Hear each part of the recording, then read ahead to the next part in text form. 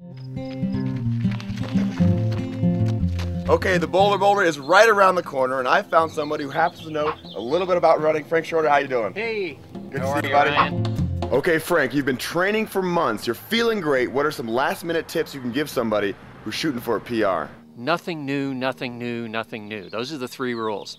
So you don't eat or drink anything new, you don't try any new shoes, you don't wear new clothes. You keep your eating habits as similar as to what they've been for the whole time. And then in the 2 or 3 days leading up to the race, you might want to just take some of the fluid replacement, salt replacement drinks, just to make sure your salt balance is right. Break the race down into increments.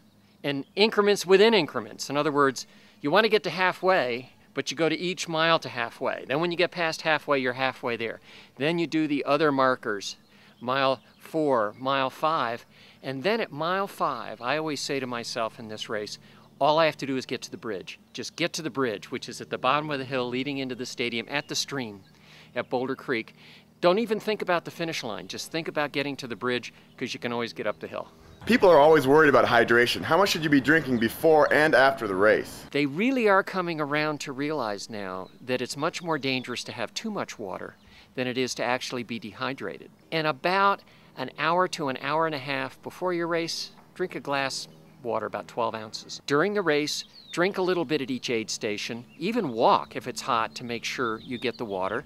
But don't drink that much, and really don't worry if you're not that thirsty. Drink only if you're really thirsty. You can still get through. What happens if you get a cramp on mile 2? How do you get rid of that cramp so it doesn't ruin your entire race? I would get cramps when I would go out too hard and then back off. And it's that tension of going out hard at the start when you're caught up with everybody, and then you back off and you can get a cramp in your diaphragm. And the only thing you can really do is slow down and massage it. Sometimes you have to even walk. But you also have to realize it's going to be sore for the rest of the race. And so you want to avoid that. And you want to realize, well, any chance of a personal record's gone. I'm just trying to finish now. Okay, you're struggling down the last stretch. You're going up Folsom. Your body's full of pain. How do you get through that and finish strong? You're almost 6 miles, so you have less than a half a mile to go.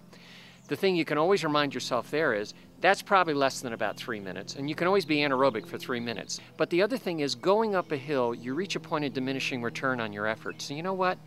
If you really have to walk a little bit, walk a little bit, because that's probably better than straining too hard. You know, you want to stay relaxed but pressing up the hill. Think of running up hills as maintaining momentum, not fighting the gravity. And if you think of it that way, if you have to walk to maintain your momentum, that's fine. So you've run the best race of your life, you crossed the finish line, and you're about ready to collapse and die. What are some post-race tips? Well, the post-race tips are enjoy it.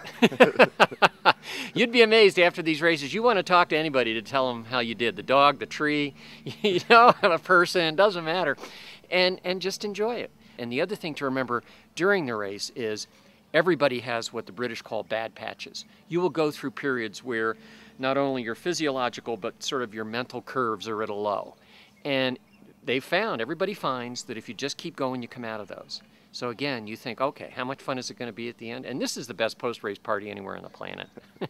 Well, thanks so much, Frank Shorter, for being with us today. I bet everybody's going to run the best race ever because of you. Thank you. Yeah, but I'm jealous. You and my son Alex are going to run faster than I am. But other than that, it'll be a great day. All right, it's good to see you again, buddy. Good to see you, Ryan.